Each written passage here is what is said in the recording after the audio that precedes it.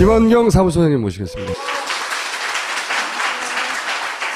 이정현 그 단시 관련된 이야기를 처음에 하려고 했어요. 네. 그 상식적으로 생각했을 때 종편이 어떻게 했을 것 같으세요? 좀 코믹하게 다뤘을 것 같은데? 나 감쌀 줄 알았어요. 네. 그런데 생각보다 너무 비판을 많이 하는 거예요. 정윤의 문건. 네.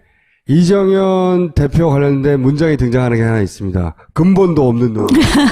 제가 한 말이 아니에요. 그 문건에 등장하는 표현입니다. 근본도 없는 놈이 VIP 사랑 좀 받는다고 이런 식의 표현이 있어요. 이분은 같은 당대표지만 사실 당대표로 인정받지 못하는 부분이 좀 있어요. 당내에서. 거의 모든 그 패널들이 비아냥거리는 그런 내용들을 해가지고 한마디로 뭐 닭 잡을 일에 소 잡는 칼을 들었다, 모기를 잡는데 칼을 빼들었다. 뭐 하는 거냐 이런 식으로 사람들이 봐도 너무 비상식적인 거거든요. 예. 당대표가 아니라 당무수석이라는 표현이 있어요. 당무수석. 그래서 언론에는 등장하지 않지만 새누리당 내에서도 불만이 많아요. 예. 아무튼 우리가 생각하는 상식적인 종편이 항상 그 여당에 대해서 지지하고 무조건 편드는 그런 행동을 보였던 것에 비하면 이정현 당대표에 대해서는 나름 굉장히 까칠하고 이죽거리는 그런 만만한 거죠. 예, 그런 태도를 보여서 이거는 안 해야겠다. 지지를 받지 못하는데 혼자 하는 거예요, 지금. 예. 그리고 이번 주에 아무튼 가장 악질적인 행태는 이제 백남기 농민 사망에 대해서 우리가 생각할 수 있는 또 상식적인 그런 종편의 행태를 그대로 보여주는 그런 방송을 해서 대표적인 사례로 이제 영상을 만들어 왔습니다. 고 백남기 농민에 대한 종편의 자세. 먼저 종편은 폭력 시위대 강경 진압이라는 진부한 양비론적 프레임을 만들고 있습니다. 그러기 위해 민중 총궐기는 폭력 시위였음을 엄청 강조하죠. 이렇게요. 결국은 청와대로 진격하자 이런 이야기도 나와서 경찰은 이제 그런 부분에 방어 차원에서 사실 차벽을 설치를 했었죠. 그런데 밧줄로 버스, 경찰차를 감아가지고 결국 전복시키려는 시도가 있었는데 여기에 맞선 경찰의 물대포 발사. 결국 여기에 맞아서 쓰러지신 지 317일 만에 이제 결국 돌아가셨는데 구호가 뭐였냐면 모이자 서울로, 가자 청와대로, 뒤집자 세상을. 이런 방식으로 모였던 민중 총궐기 대회가 평화적인 집회 시위를 지켰던 부분들이 아니라 경찰이 버스차를 밧줄을 묶어서 흔들어대고 심지어는 주유구에다가 기름을 넣어서 뭔가 테러하려고 하는 그런 시도조차 있었던 부분들이 있었기 때문에 그러니까 이런 앞뒤전의 맥락 사정들을 다 제외한 채 시위대에 참가했던 한 농민의 죽음을 가지고 결국은 현 정부의 과잉 진압으로 인한 모든 것들을 정치적 공방으로 몰아세우는 것. 저는 이것도 굉장히 큰 문제가 있다고 생각하거든요. 이제 돌아가신 한 농민의, 백남기 농민의 이 죽음이 헛되지 않기 위해서 대한민국 두 번 다시 이런 비극적인 상황이 발생하지 않기 위한 노력. 이게 지금 여당과 야당 그리고 정부가 같이 합심해서 나가야 될 문제지 사인에 대해서 공방을 벌일 때가 아니라는 얘기도 좀 드리고 싶습니다. 폭력 시위와 강경 진압 모두 나빴다는 양비론. 이 주장은 당일 동아일보 사설과 똑같습니다. 국가폭력으로 국민이 죽었습니다. 이게 어떻게 양비론으로 말할 수 있는 사안입니까? 종편은 한편 유족과 많은 국민의 반대에도 불구하고 부검을 무리하게 추진하려는 경찰에 힘을 실어주고 있습니다. 이게 죽음의 원인이 안 밝혀졌으면 본래 부검을 해야 원칙입니다.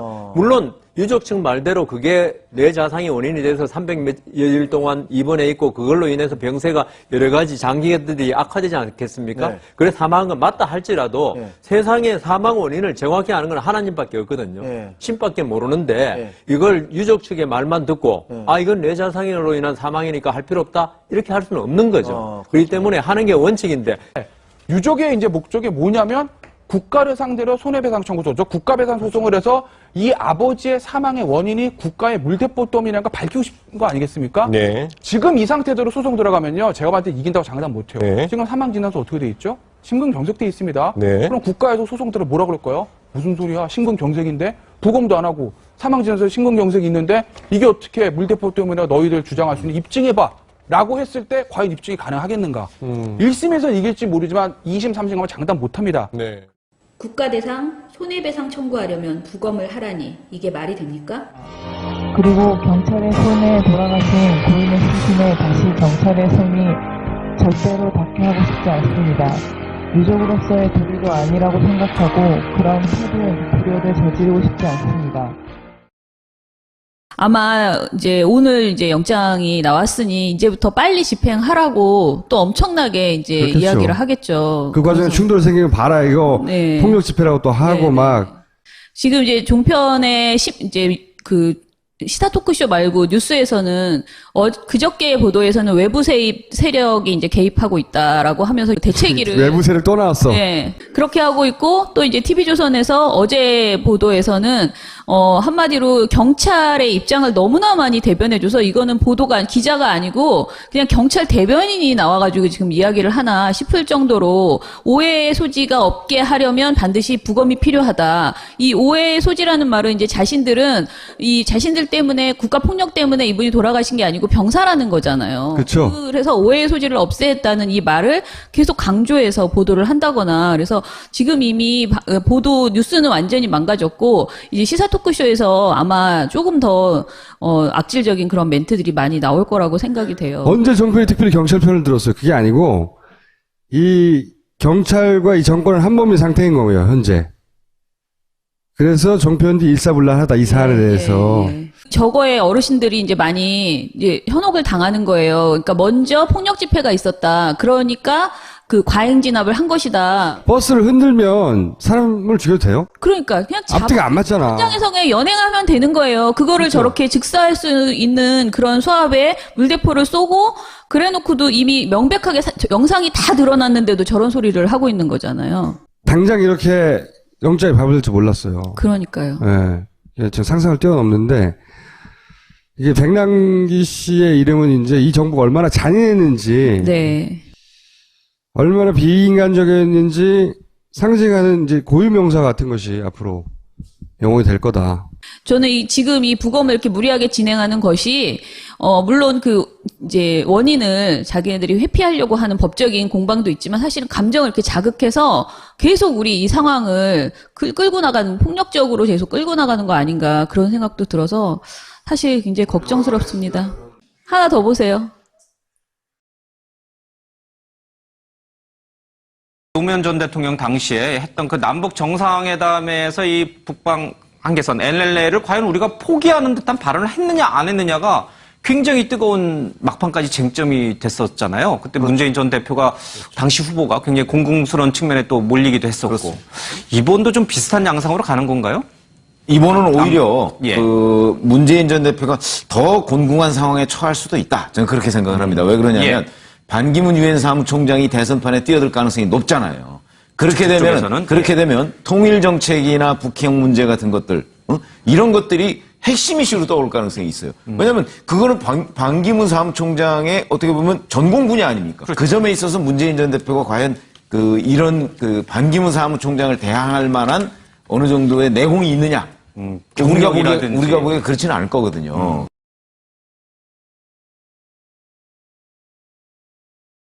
단일화 가능하죠. 문재인 전 대표가 그만두시면. 단일화를 정말 문재인 전 대표가 원하고 정권 교체가 목표라면, 왜냐하면 안철수, 우리가 일반적으로 여론조사 같은 데서 드러나지 않습니까? 안철수 전 대표가 확장성은 더 있어요. 그렇기 때문에 정말 정권 교체를 원한다고 그러면 문재인 전 대표가 그만두시면 정권 교체가 더 쉬워질지 몰라요. 여론조사 상으로도. 벌써부터 저런 이야기들을 이제 노골적으로 계속 여기서 제가 포인트를 잡는 건 우리가라는 표현인데 두 번 다 그렇게 이야기를 하거든요. 우리가 보기에는 문재인 대표, 그러니까 전 대표는 그럴 만한 내공이 없다. 그리고 이제 안철수 씨에게 양보해야 된다. 단일화를. 정말 정권 교체를 원한다면 하면서 마치 자기가 정말 야권으로 정권 교체를 원하는 것처럼. 네네. 월간조선 전 편집장이. 근데 그 논리가 많은 사람들한테 사실은 먹히거든요. 그러니까 정권 교체를 원한다면 문재인은 안 된다라는 거를 정말 열심히 계속 광고를 하고 이 사람들이 선전을 하고 있어요. 야권 지지 성향을 가진 분들 중에 노년층들이 볼 수 있잖아요. 그분들이 보면 정말로 걱정해서 그러는 것처럼 들리잖아요. 그래, 그런가 보다. 계속 저 논리를 다양한 사람만 계속 바뀌는 거예요. 문재인 전 대표는 그대로 놔두고 다른 대항마를 계속 이야기를 하면서 안 된다, 문재인으로. 비교하면서 문재인 대표는 안 되니까 정권 교체를 원하면 문재인 대표는 일단 전 대표는 안 된다. 그러니까, 이 논리 계속 그렇죠. 이제 만약 정말로 문재인이 안 될 것 같으면 이쪽에서는 신나해야 되죠. 그래서 계속 우리도 얘기를 저는 해야 된다고 생각, 물론 이게 종편대치 프로젝트도 하지만 우리들 스스로가 그냥 많이 이런 얘기들을 어른들하고 저는 얘기를 해야 된다고 그렇게 생각이 되네요. 네. 오늘 여기까지 하겠습니다. 감사합니다. 감사합니다.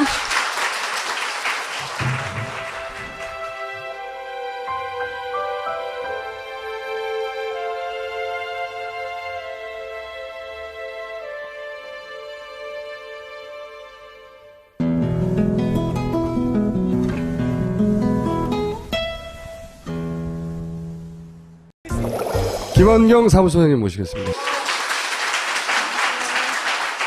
이정현 그 단시 관련된 이야기를 처음에 하려고 했어요. 네. 그 상식적으로 생각했을 때 종편이 어떻게 했을 것 같으세요? 좀 코믹하게 다뤘을 것 같은데? 나 감쌀 줄 알았어요. 네. 그런데 생각보다 너무 비판을 많이 하는 거예요. 정윤의 문건. 네.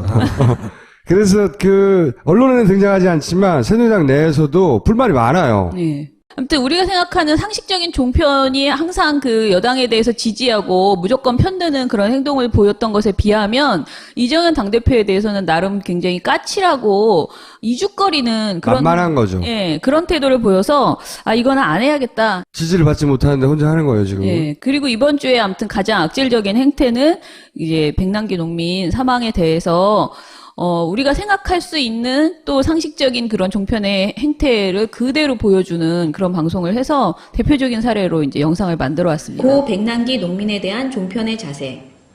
먼저 종편은 폭력 네. 이정현 대표 관련된 문장이 등장하는 게 하나 있습니다. 근본도 없는 놈. 제가 한 말이 아니에요. 그 문건에 등장하는 표현입니다. 근본도 없는 놈이 VIP 사랑 좀 받는다고 이런 식의 표현이 있어요. 이분은 같은 당대표지만 사실 당대표로 인정받지 못하는 부분이 좀 있어요, 당내에서. 거의 모든 그 패널들이 비아냥거리는 그런 내용들을 해가지고 한마디로 뭐 닭 잡을 일에 소 잡는 칼을 들었다, 모기를 잡는데 칼을 빼들었다, 뭐 하는 거냐 이런 식으로 사람들이 봐도 너무 비상식적인 거거든요. 예. 당대표가 아니라 당무수석이라는 표현이 있어요. 당무수석.